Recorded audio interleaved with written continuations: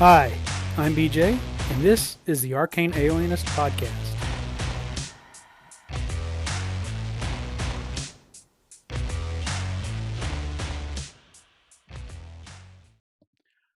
Hello, everybody. Welcome back to the Arcane Alienist. Well, we survived RPG a day, 2025. I hope you guys enjoyed the content I put out. I didn't get any calls or responses yet, but sometimes a lot of the folks in our community take a little bit of a break after the rapid pace of August, doing RPG a day. And maybe we'll get some input here sooner or later. But I'd like to today get back to another sort of cross section of uh, the two worlds I live in, my professional life, and again, I'm not giving super professional advice here or going real deep into something, but just the thought I had as it might kind of relate to role playing games. If you read blogs or part of sort of the discussions and sort of ideas behind role playing games, theory of role playing games, advice on how to role play, how to have fun, how to help players, you know, uh, learn the game. Something you'll eventually hear is the advice of quit looking at your character sheet. That your character is not their character sheet. That they're more than that. And I think if you go back to even yeah, I think that's always been the case. I think even if you look at I would imagine even those earliest days of D&D, proto D&D before it was published, when it really was sort of a very so much still seen as a war game. We're taking individual heroes and using them instead of units of men. I would have bet even when those were intended to be just some stats and a name, people were assigning personality. Even beyond just alignment, people were assigning personalities and motives to their characters. You just can't almost help but do it. If you play Dungeon, the original Dungeon Crawler board game, or maybe more people would be familiar today, Hero Quest. That's all those characters are. They have a class and some stats and abilities to help you negotiate the board and achieve the objective of the game. But people attribute, you know, motivations. They'll say, "Oh, this character probably says something like this." They'll do it just to add that narrative element. And so I think it's very easy for us to ascribe things to characters that aren't just on their character sheet. But when we get into D&D, sometimes players are always looking at their character sheet for solutions, which in very simple rules light games is typically not enough to cover all the scenarios that you might find yourself in. Or you get into very rules complex modern games where they try to have a rule for everything, where it gets a lot easier to stop looking elsewhere and try to find either on your character sheet, or if not literally on your character sheet, somewhere in the rules or procedures that are prescribed for the game, the solution to a problem. Whether you have to roll a dice or whether you've got some ability that just lets you do something. And sometimes that can be a lot of fun trying to master the rules and build a character that can do really cool things. But it can also be kind of a trap because you're constantly looking at the sheet and at the rules instead of being creative, or sometimes just simply saying, "I know I've done this as a DM where characters seem to be paralyzed, trying to tell me what they're going to do." And I simply say, "Why don't you tell me what you want your character to do, and we'll figure out within the scope of the rules of whatever game we're playing what you need to do." Sometimes it's something, yeah, you can just do that. That makes sense that your character would be able to do that. Sometimes it might be a role, depending on the type of game. It might be a skill check, an ability check. There might be, you might just have to arbitrarily say, "I'm going to give you a 50% chance." Roll high or roll low on a dice, or you might weight it or something like that. Um, or if they can describe in detail how they're going to do something, it's like, oh, okay. If you do that carefully and with that kind of intention, again, maybe no roll is necessary.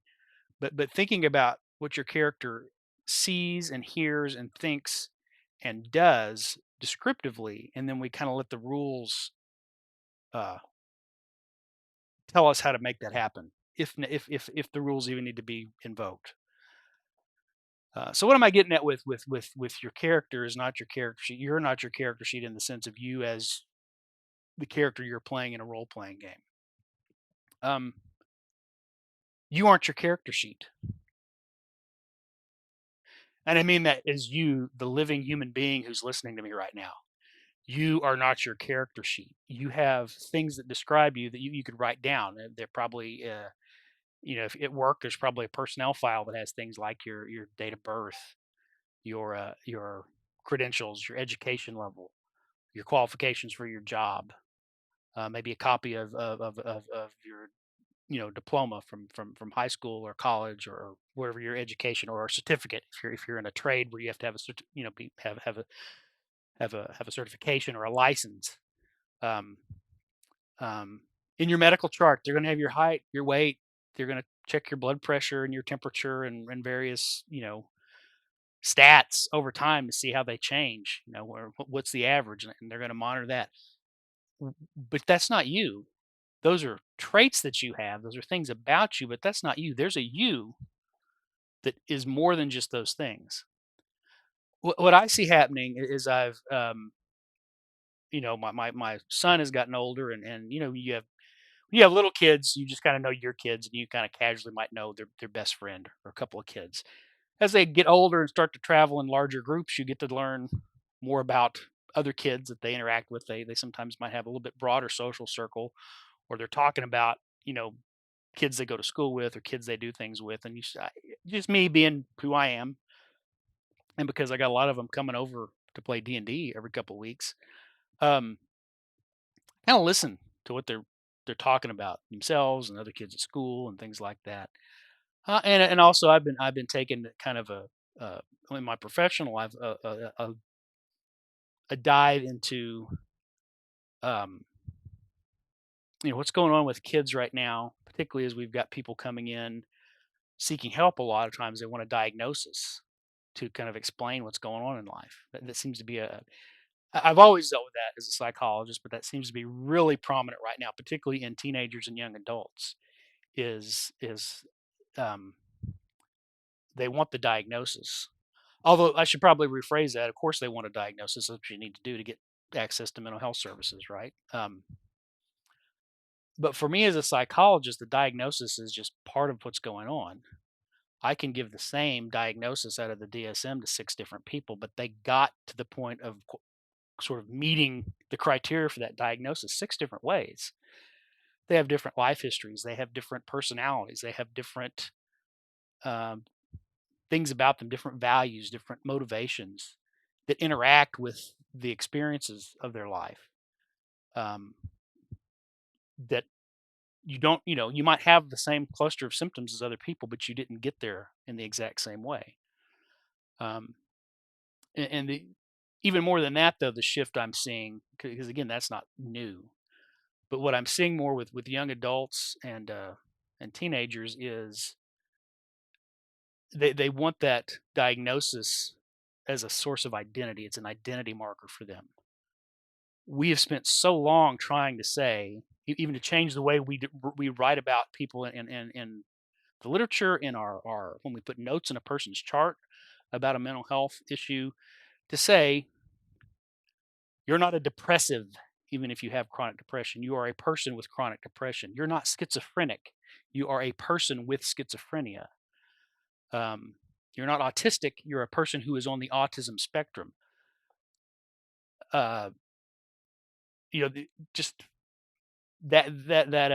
trying to say, you're more than just this. And as much as liberating as as helpful as sort of going, oh, this is what's always been going on, that's kind of made things difficult for me, whether it's a minor thing like mild attention deficit, or it's a really lifelong severe thing like undiagnosed bipolar disorder or personality disorder or something like that.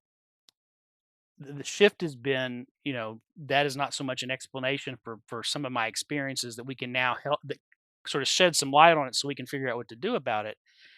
Is it now this is an identity marker that is part of me, just like my culture and religion and sexual orientation and political affiliation. But that is a double-edged sword, because all of that may sort of open you up to ways of connecting to people with similar experiences to find support, understanding, uh, camaraderie, even. if you're not careful, that becomes just well, we're part of this group now, um, and there's no discussion of, well, how do I get better, or how do I manage this? If it's something that's sort of lifelong, or if it's something that's can be treated, how do I treat this? It becomes more. I need that identity to explain myself and to have a sense of myself to the point that I now resist sometimes guidance on how to manage it or how to treat it or things like that. And so I see that um, in my job, but it goes bigger than that. As I sort of looking at where young people are right now, and some older people as well, who maybe have never had always kind of never had a solid sense of themselves, or always felt like something was different, or if not wrong, at least different about them. That they're looking for these identity markers to sort of put them in a category with other people. And that, again, just it's nice to know you're not alone. You're not the only person who feels this way or who has experienced something or who struggles in that way. Um, but you're looking at your character sheet. You're looking at the diagnosis and the criteria that got you that diagnosis. Like this is explaining everything, and there's much more about you. There's a person behind that. Um, and and I even see that sometimes in sort of maybe younger or less experienced therapists who try to help people with these issues is they're going, okay, well, you have diagnosis A, and then we're going to apply treatment protocol B, and that should help. But there's a whole person in there. That there's lots of other things about them that makes them who they are. There's the you that is kind of transcends or that emerges, like the whole is greater than the sum of its parts out there. And I do worry about, and something I try to help my son with, and any other young person who might listen, is to don't think of yourself as a collection of identity markers. I mean, yes, your age is important. The place you grew up in that gives you sort of a sense of culture and community that you come from. That's important. Your religious or spiritual beliefs, whether that's you're religious, you're not religious, you're atheist, whatever that is, it's a question. We all have to figure out some kind of answer for that. What we believe, right? That's important. The language you speak is important. Your sexual orientation and sexual identity is important. It's something about you that yes, those are things that describe you. But any other people who might share most of those markers or those traits are still going to be a different person from you, and you need to understand who you are, independent of those things. Maybe sometimes influenced and because of those things. Certainly, there's an interaction there, but you're not just a sum of those markers or those traits any more than a character you would play in a role playing game is just a sum of the stats and the skills and the equipment on the character sheet. So I don't know, just something I've been reflecting on the last few weeks as I see more and more people trying to figure out their place in the world by using a label, um, so that they can tell themselves who they are, and so they can try to signal to other people who might share that label or that particular trait, hey, I'm one of you. Because we're all looking for a place to belong, right? Um, Again, there's some benefit in that. There's a reason human beings do that. It's sort of natural for us to try to find our place and get a sense of meaning and we also have a need for sort of continuity of orientation of sort of how everything fits together and how we get from one moment to the next in life. But uh, I guess I'm just saying there's more to all of us than that, and we need to. I don't want us to lose sight of that. I don't want the people that I care about to lose. I don't want any of you who are listening to lose that. And I do kind of think we're kind of in a phase where a lot of our dialogue, particularly if you get on social media and start looking for answers, you get bad answers. You get unqualified experts and people who don't know what they're talking about on YouTube and on TikTok. You get, oh, for the love of God, don't go asking Chat GBT for help with mental health or the meaning of life or anything like that, because it's programmed to sort of profile you and tell you what you want to hear, even if it's what you want to hear isn't what you need to hear, or if it's not very helpful.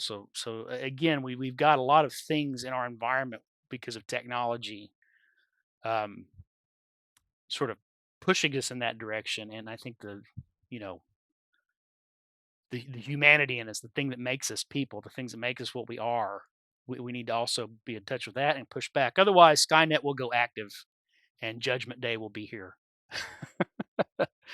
And those of us that survive that are going to have to join Sarah Connor in the resistance. So anyway, just some thoughts I had. So wherever you are out there, I hope that take what you can from that. If you have any thoughts, I'd be happy to hear. I did not any particular readings for me to share on that. Any places to tell you to go look other than just this is an observation I've made.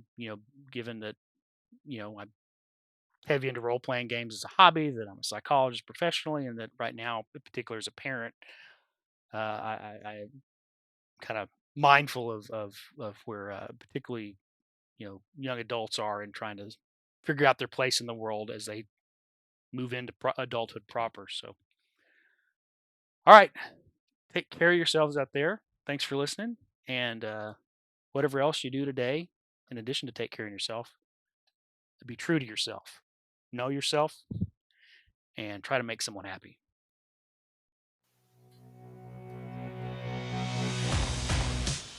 Thanks for listening to the Arcane Alienist podcast. The music you're hearing is Come and Get It by Scott Holmes Music. The cover art is by Dave Bone. Be sure to check out his stuff at ironseer.com. You can leave me a message. I have my SpeakPipe account linked to the show description. You can also send me an email at arcane.alienist@gmail.com. Just embed a voice memo, or I'll just read the text to your email during a future episode. Once again, thanks so much for listening.